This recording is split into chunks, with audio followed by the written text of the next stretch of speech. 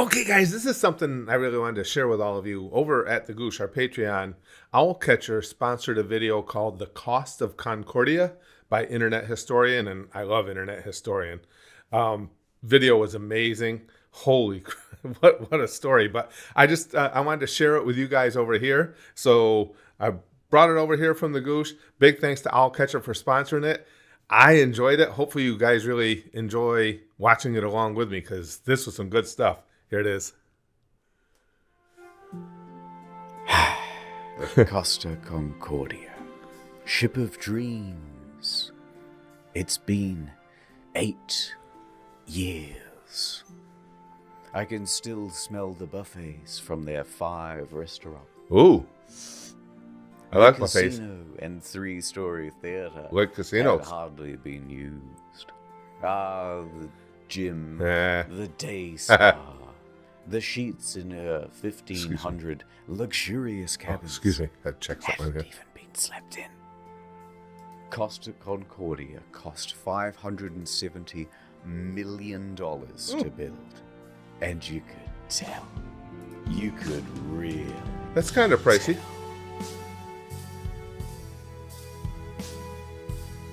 Maybe I didn't say anything about the Concordia. That might have been. It could have been an imagined memory. It was just a few years ago. We had left Civitavecchia, a port in Rome, and we were making our way to Savona. It was day 2 of our 7-day journey. But that ship, she was cursed. Oh my Richard word. Cognac, traditional bottle of champagne bounced right off the side instead of smashing. A Oh, bad omen. But I'm not the superstitious type. Nothing could go wrong on Friday the 13th.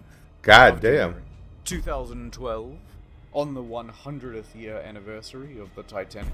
Oh. On a ship that's also only safety rated for 2-compartment flooding. Especially not when you have a 5-star max level captain like Francisco Scatino. A man who mysteriously rose from head of security to the position of captain within just a couple of years. Oh, He knows that's exactly interesting. what to do in case of an emergency. For example, when he caused this emergency in 2008, when he crashed into a port in Sicily. Oh, and in fuck. 2010, in Warnemünde, Germany, when he was steering a different ship and came into port too fast and caused another collision. I've got a good Come feeling on. about this. So let's set the scene. It's a beautiful evening. Oh, this is People going to be are having fun on the bad. slides, drinks at the bar. Antonio Magnotta is playing piano at the restaurant. Martin the Magician is setting up for his show. Hey, Marty. And the ship is setting up for a little detour. It's called a sail by salute. Basically, you get real close to the shore and honk the horn. The locals hate it, but the customers love it, and it's a tradition. Scatino, the captain, comes into the dining hall with a lady, Dominica Samorton. Remember this face because you'll be seeing a lot of it later. Scatino eats his dinner with her and socializes for a little while. Then he, Dominica, and the maitre d' finish up and excuse themselves. They're heading to the bridge. It's time for that sail by salute. This time, they're going to get closer than ever. Oh, no. Just 1,500 feet from the island of Giglio. And how are they going to determine this distance? Well, of course, the captain is going to eyeball it. Apparently, it's not an uncommon thing to do. Scatino turns to the fella steering, his helmsman, Jacob Russell. What the fuck? Come on. First interesting tidbit. Costa Crociere has hired Jacob from Indonesia at a rock-bottom price. Yeah, He's got a bit deal. newbie to the job. In fact, his profession hitherto, a painter and a cleaner. Oh, It's his first time steering a massive ship. That could you prep and for he's very excited. At least steering we a think boat. he is. It's hard to tell because he doesn't speak English or Italian very well at all. Off to a good start. The second in command orders the helmsman to 290. Now, don't be confused by these numbers, they're just the degrees on a compass. At the same time, the captain whips out his cell phone and calls former captain Mario Palombo, who lives on the island. They chat about the safe distance to Giglio's shores. It's all very casual. Anyway, Mario says that the safe distance is between 0.3 and 0.4 miles from shore. The captain is going all in. This is not his first sail by salute, so he's confident in what he's doing. We're going closer than we've ever been before. Why? The captain's eyeballing it again. To get laid? New heading of 300, he tells the helmsman. Downstairs, Martin is about to cut his assistant in half. Oh boy. And of course, Good that timing. means that there's already a lady inside this box. She's waiting for the cue, and then she'll poke her legs out. The captain is giving more orders. Pulling gently to 310. Increase speed to 16 knots. Going this fast is going to be a fatal error. But before we talk about that, let's talk about another big problem. Language barrier.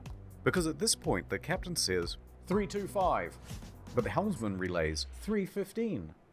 So the first officer intervenes, and he goes, no, 335, which is also wrong.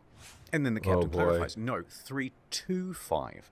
The helmsman confirms 325. Their poor communication has them moving at a much wider angle than they think they are. However, the captain should and would know this, except for the next problem, complacency about procedure. The standard procedure of a ship this large is for the third officer to give exact positional coordinates every time the captain gives a new directional order. But they're not doing that. This is fucking fascinating. 330, he says. The helmsman relays 330.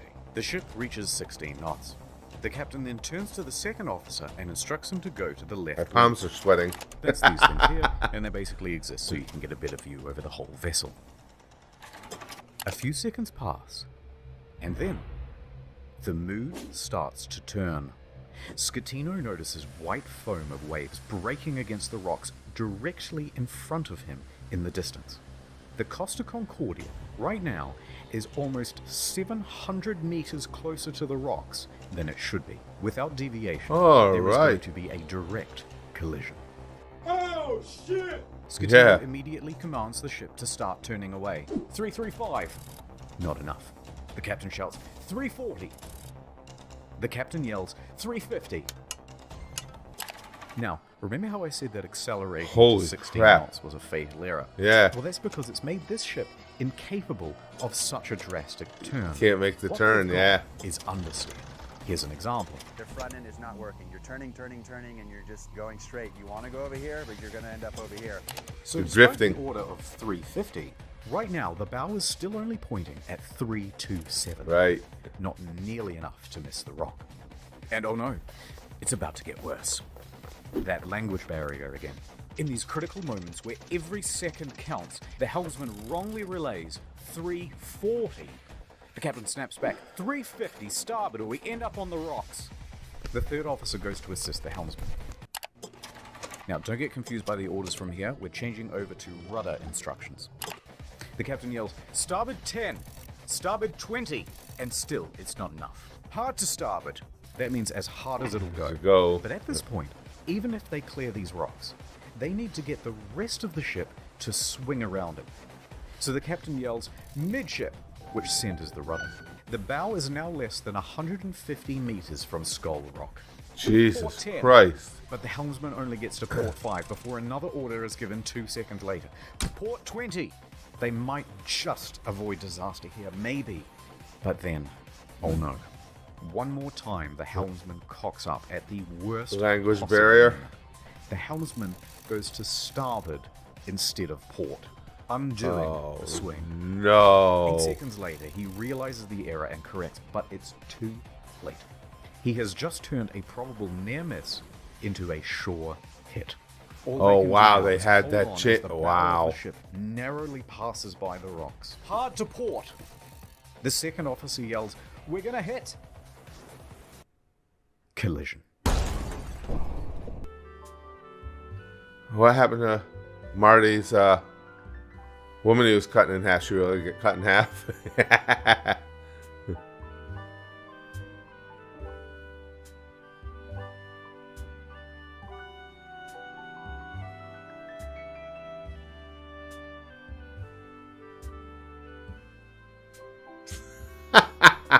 Great animation. That's fucking terrifying. Downtown, Nordtown. It's day 56 of playing Russian roulette. Seems I never win. Gonna drink all by yourself. Somebody has to. I hear you're a man who's good at finding folks. You know, internet historian's going to I'm make looking for this fella. I a got fascinating to find him. ad. It's breaking my little heart. I'll see what I can do. I have contacts in thousands of servers in dozens of countries across the globe. And just like that, she was gone. The only thing she left was a Gonzo. calling card. Sometimes when you follow a case, it follows you back. NordVPN can protect my online data. It follows Who can you protect me back. from myself. When they said this job gets easier, it was just another lie. Forensics found his password spread all the way down the block. Excuse me. In a perfect world, we'd all use NordVPN. But I guess this isn't that kind of story. I took the brakes off my car. Man like me never really learned how to stop. Shut the fuck up. I took the steering wheel out too. I let the road take me where I'm supposed to be. I took the steering wheel out too. That's right, Toots. Your husband's dead. Merry Christmas. Go to nordvpn.com/internethistorian for a huge discount on a 2-year plan. This guy's entertaining. The ship hits rocks on the port side. A 53-meter gash opens up in the hull, Ooh. and thousands of tons of water begin pouring in. A loud scraping and bang is heard by all passengers. At the helm is panic. Rumblings in the dining room. Martin awkwardly pauses his act as he's helping his assistant into the box. Meanwhile, the lady inside is trapped and terrified. There's confusion across the ship. All of the crew off shift come back on duty. All officers run to the bridge. Technical crews run down to the lower decks to assess damage. On connection with the rocks, they lose propulsion and slow to 8.3 knots. And they are now adrift. Close the watertight Nice. doors at stern. Enormous volumes of water are pouring in.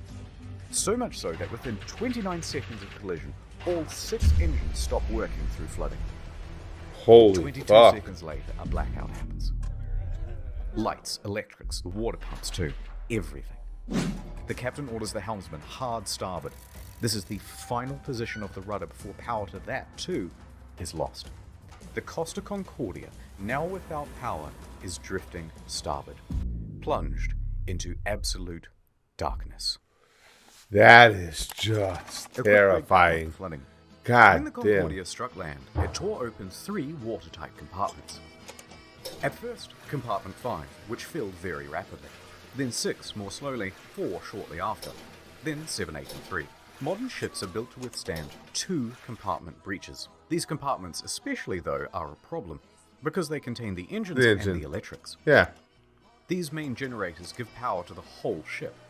From propulsion motors to rudder to hotel functions. Pretty much everything. When they went out, the ship Wow. was a functionless, sinking cage.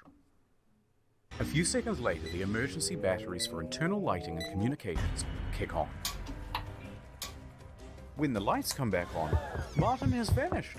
He's ditched the stage. And it caused a huge panic in the theatre, as passengers are trying to flee to their cabins and to muster stations. People already in their cabins come out and start putting on life vests. Staff rally and try to calm everyone down. Everything is fine.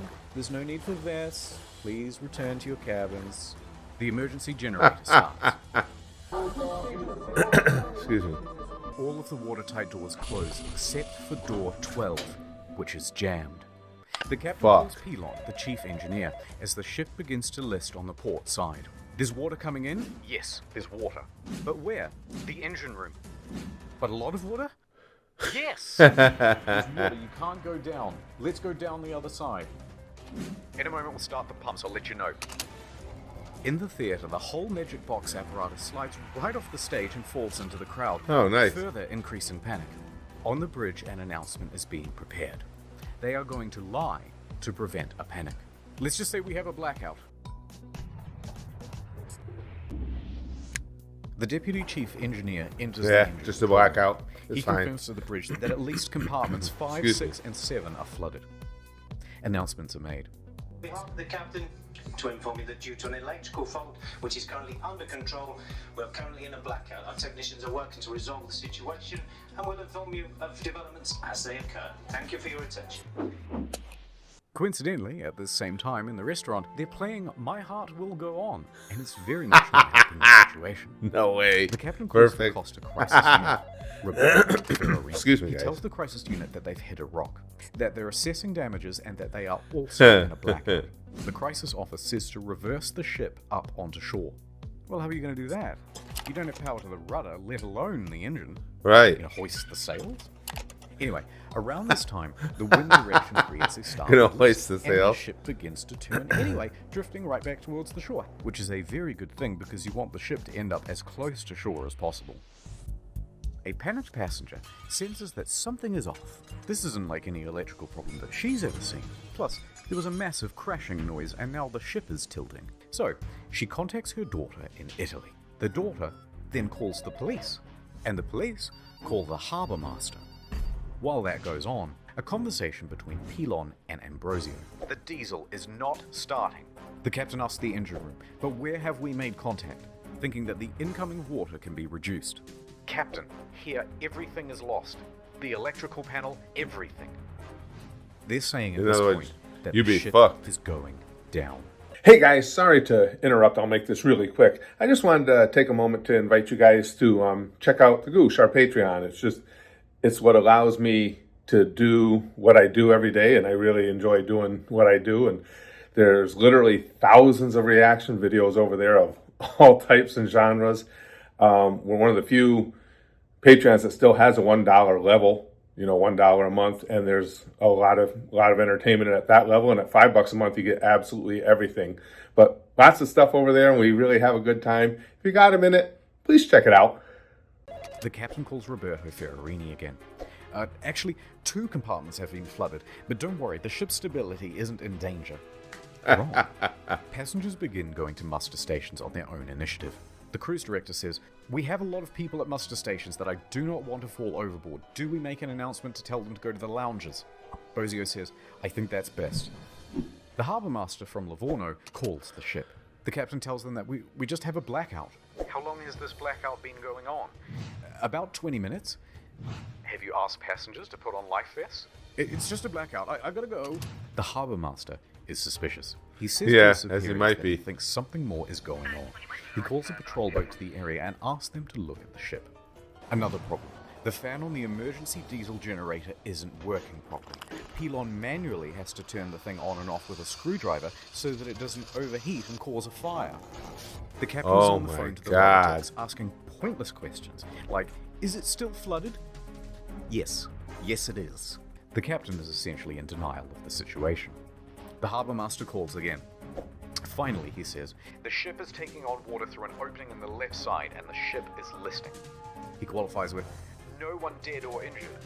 The harbour master asks if he needs help. "Just a tugboat?" When in reality, they need a full rescue. Yeah. 3 compartments flood. The captain finally realizes that things are really bad. And Yeah, they about need time. to improve. The Coast Holy Guard shit, orders how's... every available ship Well, to maybe the he is. sea. I'll say, how is this guy not in Meanwhile, jail? updating passengers, the cruise director's assistant says, "Everything's under control. Please return to your cabins or hang about in the lounges, no problem." She said this despite knowing it was wrong and that it further endangered lives. Most passengers at this point, though, aren't listening to this nonsense, and they're busy figuring out how to abandon ship. Right. Good call. Local television has already picked up the story, and they begin broadcasting live radio feed from the bridge. Hey, capo. Captain, the passengers are going on board the boats. Okay, let them go to shore. So then general emergency? Wait, let me talk to Ferrarini. We risk the emergency generators that do not have cooling. It has cooling problems, 100 degrees. The cooling fan has stopped. Pilon calls the bridge and tells the safety officer they need to evacuate. The safety officer relays this to the captain, but after no response, he orders the engine room to evacuate on his own. The captain says, "No, stay. We're leaving." So what do? General emergency?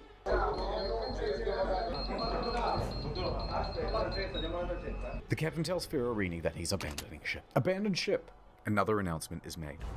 Ladies and gentlemen, everyone your attention, please. The situation is under control. Please remain calm. Yeah, At this time, seems very under control. They're located outside on deck 4. The Livorno Coast Guard calls again. The captain declares distress. The Coast Guard officially calls for rescue operations. They contact Pietro Mille, the helicopter base commander, who then calls in every available pilot. Damn. As he rushes down to the helicopter base, Pilon shuts down the emergency generator for the final time. The first rescue vessel arrives. By this point, the lifeboats are already going. Luckily, the ship is very close to shore. Yeah. Oh, perhaps too close to shore. Oh, the ship no. forcefully runs aground, creating an uneven center of gravity. And it begins Perfect. heavily listing starboard. The captain issues a general emergency on board. The announcement to abandon ship is finally called and alarms ring out. And with that comes panic.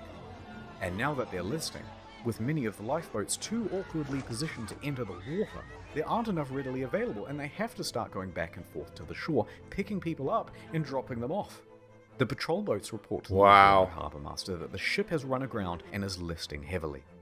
So the harbour master asks the captain about it, and the captain says, no, the ship is still floating. What the In fact, fuck? we're trying to maneuver it onto the shore. They know he's lying. Hold on, I'm reversing it. Beep, beep, beep, beep, beep. The captain then Beep, says beep, to beep, bottom beep, out the beep. starboard anchor. So they drop out the anchors, but let out too much chain, effectively rendering them useless. The deputy mayor of Giglio, Jesus Mario Pellegrini, Christ. and tobacco shop owner Giovanni Rossi arrive at the harbour. They watch the scene unfold. As the first of the lifeboats arrive on shore, the deputy mayor takes the initiative and races to board one of the lifeboats, returning to the ship, and starts trying to find someone in charge.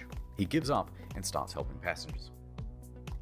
Scatino tells everyone to leave and take radios, but not before changing out of his uniform and into a nice suit. Oh. Priorities. Dimitri Kostidis and Silvia Koronica leave with him. The maitre d' and Sir Morton both get out of there. By this point, approximately 300 people are still on the ship. Mille reaches the helicopter base. The first helicopter, a slow-moving Augusta Bell, was already rising from the tarmac for the hour-long flight south. Damn. Bozio is the last crew member left on the bridge, coordinating evacuation. He then leaves to help passengers board lifeboats. The bridge is now abandoned. And then, the ship's black box stops working. Apparently there were technical problems with it. That What? means, from here, things are going to get a little foggy in detail. Oh, A while bet. later, rescue helicopters arrive. Yeah, but they're stopped struggling to working. find the ship because they're expecting it to still be well above water. Passengers are scaling down the port side by ladder as lifeboats return to pick them up. This is no joke. Oh my No, it's not a joke. It was no joke, mi amor. It's just not. Yes. You're not allowed to make a film I'm movie. allowed. I'm allowed. Who say you are? A second helicopter, a faster model, sets off. The ship stops healing and comes to a final resting place. Now the Coast Guard calls the captain because he's just learned that the captain has abandoned ship. The captain claims, no, actually I slipped and I fell into one of the lifeboats. Ooh, I'm a klutz. But now that I'm on board, I may as well head back to shore. DeFalco tells the captain to get the fuck back on board. And the captain kind of acts confused and then effectively refuses. So the captain makes it to shore. From here, Wow. we only have mainstream news reports to rely on, so it's not going to be super accurate. But they say that Giglio's police chief then finds 110 survivors on the rocks at Point Gabbianara. And among them is the captain. It's not known whether the captain helped anyone while he was there, and in fact, the police chief claimed that he just sat on the rocks and watched other people do the rescuing. A while later, a rescue boat This picks up guy's the a captain real and takes him to the harbour. He speaks piece to of the shit. police. He then finds the ship's onboard chaplain, Father Rafael Molina, and cries to him for about 15 minutes.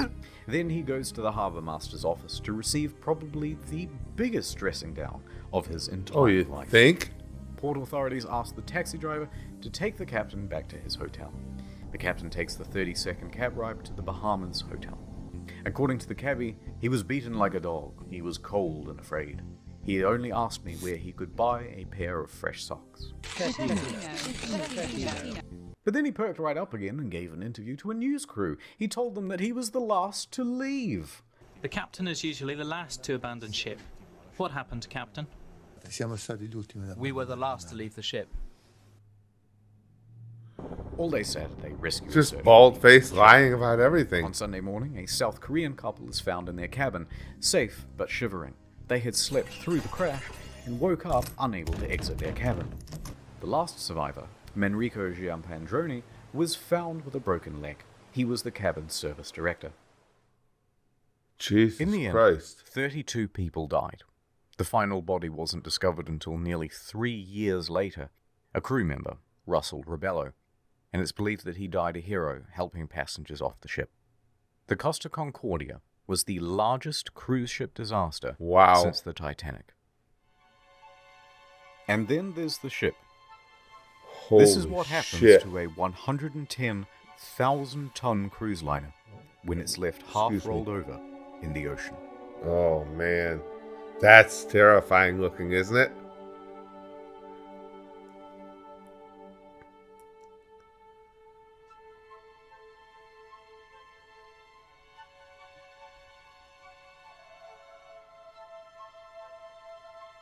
Absolutely chilling.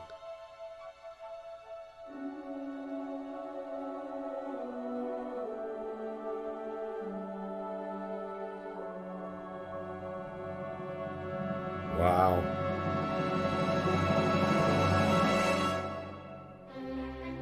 But this isn't the end. It's just the Holy halfway point. crap. What most people know is that the Costa Concordia had crashed, many dead, and that the captain abandoned ship like a coward. But there's a whole veritable spaghetti of details to untangle. I can imagine. Oh. There they are. The deets.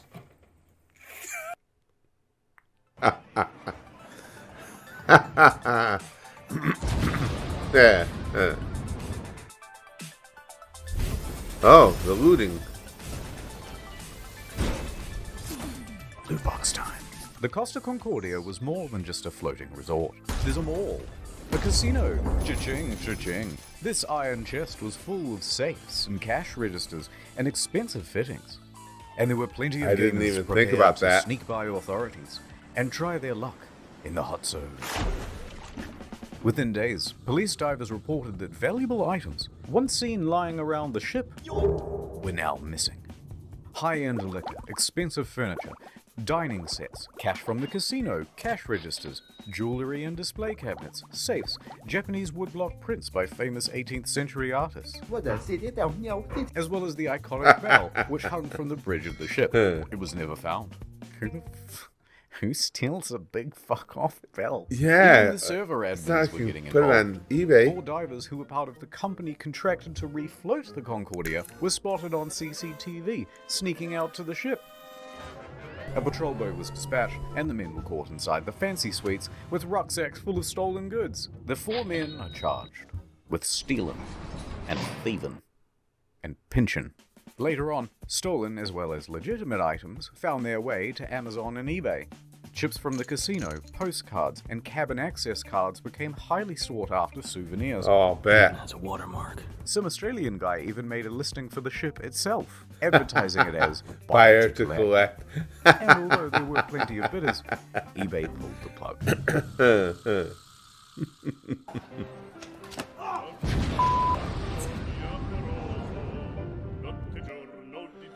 The relationship. I know you want to see Scatino go to jail, and we'll get to that. But first, we have to talk about someone else. Dominika Samorton. Yeah.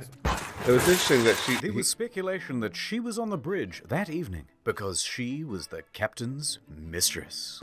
Well, I expect it. Intense media speculation reports that her presence distracted the captain. They both denied their love for years and maintained that they were just friends. Although she did later admit to the media that she found him handsome. And how could you not? You so fucking precious when you smile. But she says there was no romantic link between them. Some people would like to believe, they want to know I have something with him. It's more interesting. It's like, some spicy in the story. Miss Samorton also loved the spotlight, however. Yeah, you can tell. And took several interviews. But as the pressure mounted upon her, she began making ominous threats to Scatino, saying he must confess, and that you have but 1 week to come clean. But things from here get weird. Spicy. Sir Morton is a bit of a wild card. In Yeah, a well, subsequent interview, surprise. she claimed a helicopter came to the ship well before the other rescue craft to take away a package. Huh? And what was that package? Drugs, apparently. Oh. So rumors began that the ship was running narcotics for the mafia. And not without cause. A number of cruise ships, even recently, have been caught trafficking drugs. As an aside, Scatino was tested for drugs immediately after the crash. He tested negative for drugs in his system, but trace amounts of cocaine were found in a hair sample. And less dry. Nonetheless, the Concordia was searched and no drugs were reported. Wow. Found. How did we get here? Oh, right, a helicopter. Sir Morton commented on it again the next day and said, actually, that helicopter was just for the captain as a means of evacuation from the ship. Okay, wait. So she expected to get some sort of first-class rescue while everyone else was still stuck on the ship? She did. Wait, how did we get here? Oh, right, sex with the captain. Divers were quick to head to the captain's cabin where they found Miss Sir Morton's lingerie and other articles of clothing as well as a makeup bag. Coconut bra. The jig was up, but they continued denying it. Sir Morton mostly faded from international attention until she was told to appear before the court to present witness testimony. The judge pressed her to be truthful about their relationship, or she would be held in contempt. Either tell me the truth or shut up. So finally, she admitted it. Yes, His editing I is had so a good. sentimental relationship with the captain. Stop. But now, stop asking about my private life. She was indeed the captain's lover. What is up, Trouble Alert Nation? Scatino cheated on his wife with C. Morton. Oh my god! She and Scatino had been having an affair for several weeks. She also said that on the night she boarded, she didn't have a ticket and didn't need to pay. You know because shit got nobody serious when you bring questions in when Team you're Star. the captain's lover. Naturally, she gave another confusing interview after leaving court. I want to say that today is the second time I die because the first time I died in the night of the crash with my psychological brain and problems. And today I died the second time because, of course, people find out something that I try to hide. Subsequent to the trial, she used her fame in Okay, Moldova whatever. to become a political activist, often appearing on television and radio and in articles covering protests, accompanied by pictures of her being arrested by police.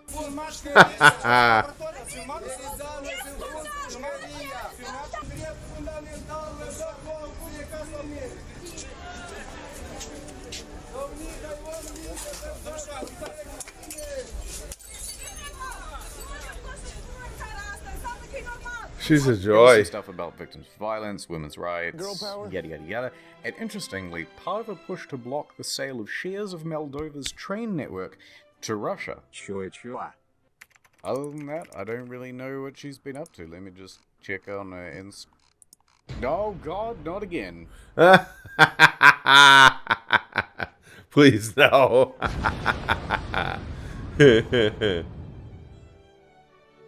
Several civil suits were quickly lodged against Costa Crociere, and their parent company, Carnival Cruises, immediately saw a share drop of 23%. Oof. Yeah, that hurts. Passengers sought compensation for their damaged mental health, lost belongings, and loved ones. Either they allowed him to divert from his course, or they didn't know where their billion-dollar ship was. Within a few days, facing financial and media pressure, the CEO attempted to join the bandwagon against the captain and the crew. That was not the ordinary route that the ship was taking at the time. Well, And he was going to get really close to do his drive-by. The ship was Claiming that the ship was not approved to deviate from the route. But that wasn't true. Approval isn't required if the ship is deviating by less than 15 miles, or that it was against company rules. Also untrue, because investigators found that they didn't have any rules about deviating route, and they tacitly encouraged sail-by salutes.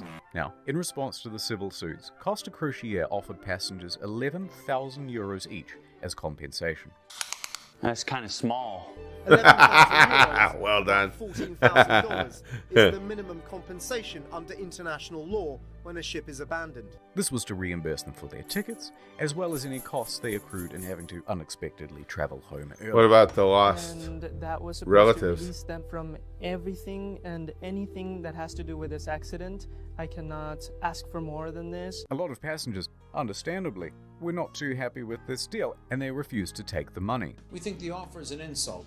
For what these poor passengers went through, we think that the compensation being offered is not commensurate. Here, take it. Compensation being offered is not commensurate. Later, Costa Crociere would lodge a plea deal with the Tuscany court to pay a €1 million fine to avoid a criminal trial. The judge agrees. Costa Crociere is now off the hook for all criminal liability for the whole thing. They've washed their hands of the incident and flecked the residual droplets of responsibility onto the faces of 6 staff members. Passengers and relatives of the dead are Holy livid that shit. the company has been able to avoid criminal responsibility. Offered is not commensurate. Civil suits against the company continue. By the way, the residents of the island of Giglio also banded together and sought damages. They didn't get much. Not a surprise.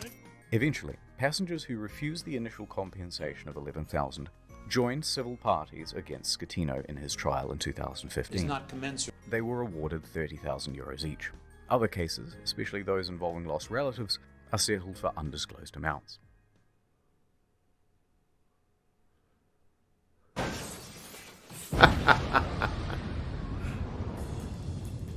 Damn. New York attorney Peter Renee traveled to Budapest to represent 6 real survivors of the disaster. At Ronay & Ronay, we personally work on every case. And we'll work harder than anyone to get you the most money Oh, possible boy. in the shortest There's amount some more of time. quality acting And and while on the job, a shitty 7th commercials. case cropped up via email. An elderly woman, Alona, said, Help me, Mr. Ronai, for I have lost Help my me, daughter, Ronai, Eva, help and my me, 5-year-old Ronai. granddaughter, Roxana. So Mr. Renai agreed to speak with her. However, there were some inconsistencies in her story. Neither Eva nor Roxana were on the passenger list. Odd, but Costa is known for having stowaways. Gotcha, bitch. Still, Mr. Renai was suspicious. Gotcha, bitch. They wouldn't That's good. cheaty old Petey, would they? Renai inquired further about why she was on board, especially without a ticket. Ilona said, Well, I don't know, but you should ask her boyfriend. Zolt Horvath. Oh. He'll know all the details. It's just I'm about up time I'm Zolt going came into crazy, it. he said. But Mr. Renai was still suspicious. Because then she asked, how much money do you think this is worth? This is a huge red flag, Petey. In 20 years of doing this, you've never had anyone ask about money. Why now? So Mr. Renai hired an investigator and sent photos around of the missing girl. The next day, the phone rang. Oh, hoi hoi. It was the boyfriend again. Look, there's been a bit of a misunderstanding and the child isn't missing at all. Uh-huh. And then he claimed he was confused because he had done too many drugs the night before. That would explain it. Okay, can I speak to the daughter then? At first, he was refused. So Renai said that he'd have to file a missing persons report to the police if he couldn't. The boyfriend relented. That night, Renai met with Zolt and brought the police with him. He speaks to the granddaughter and asks her if she's seen Mum. Yeah, I saw her today. Oh, really? Oh, yeah, really? We went to the park today and we went on the swings. Oh no, the jig was up. So the mum walks into the room sheepishly. It's a miracle! And the story changed again. Okay, I'm not dead, but I did injure my leg when I jumped from the ship. And then I immediately flew back to Budapest. Although don't worry about checking my leg because there are no visible marks or injuries. Oh, Petey, I'm beginning to think they weren't even on the boat. Also, it turns out this lady isn't her mum, it's just a neighbor. Eventually, Renee managed to make the pair confess. And then they said, hey, we haven't done anything wrong. We haven't taken any money. And in the end, it looks like there'll be no criminal punishment for the scam. Because of course. Hungary, a former communist country, has no laws against insurance fraud on the books. Oh my god. Please no Sue.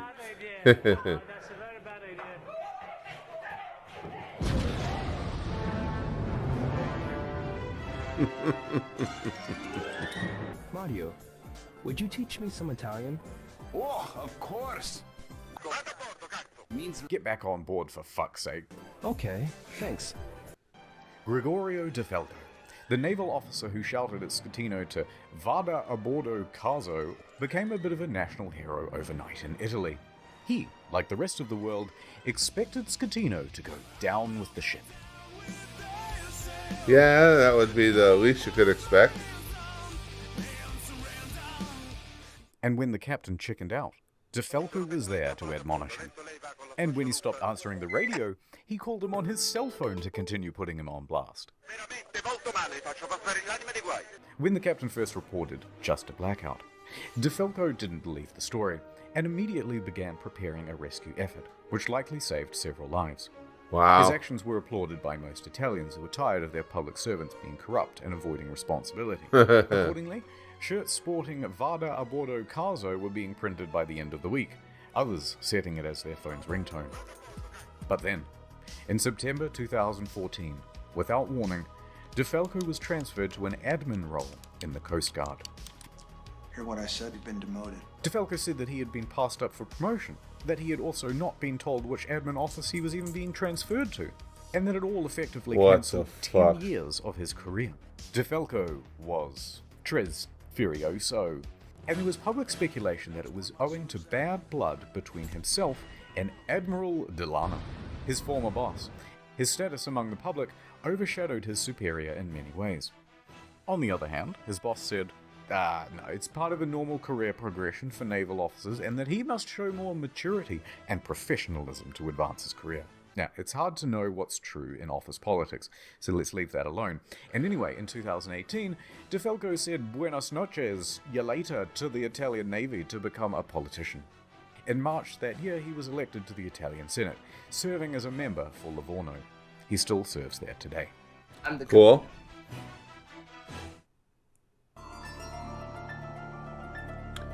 Wow.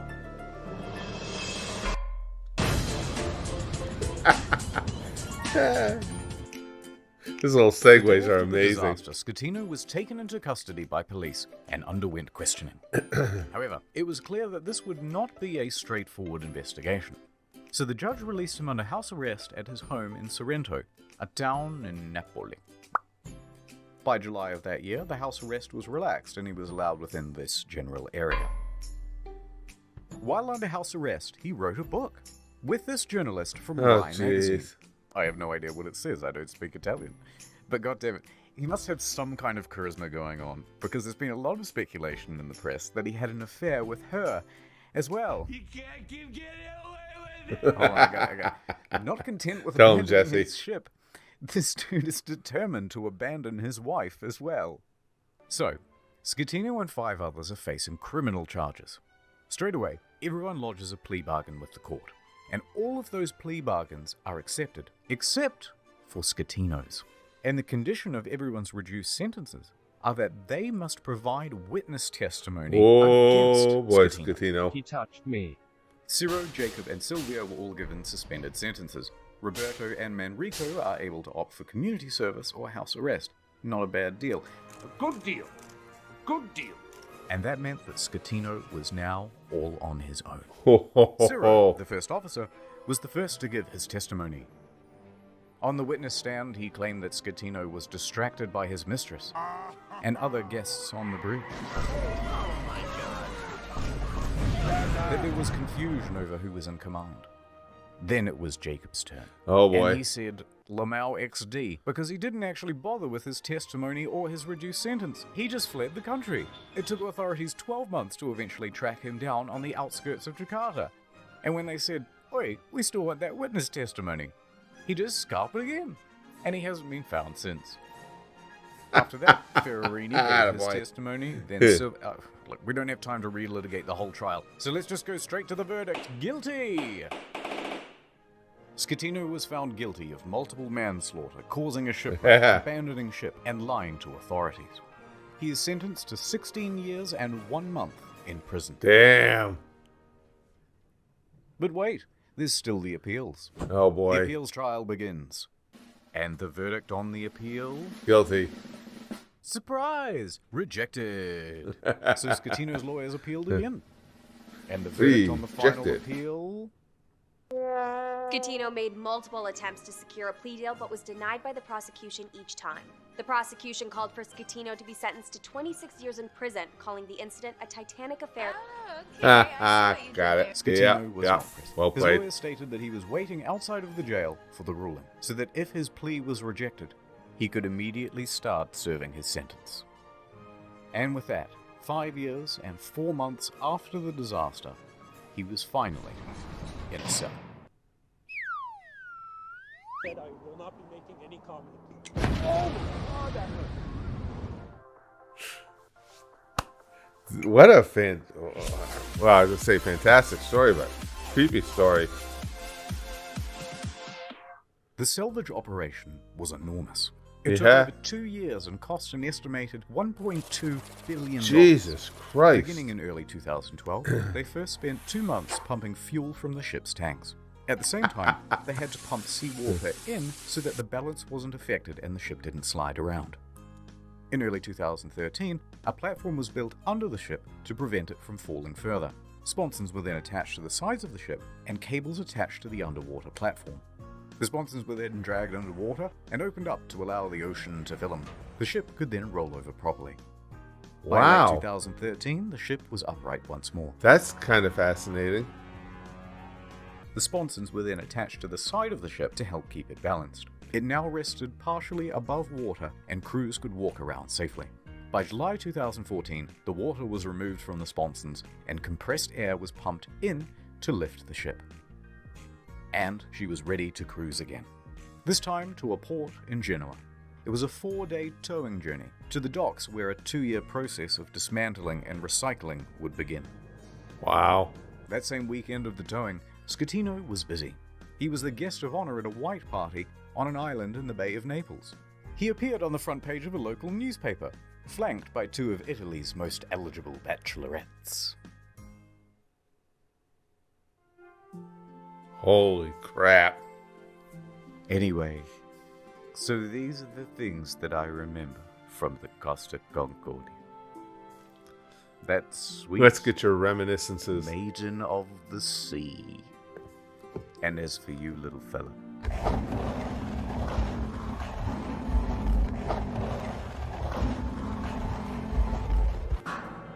well, it's time to return you from whence you came.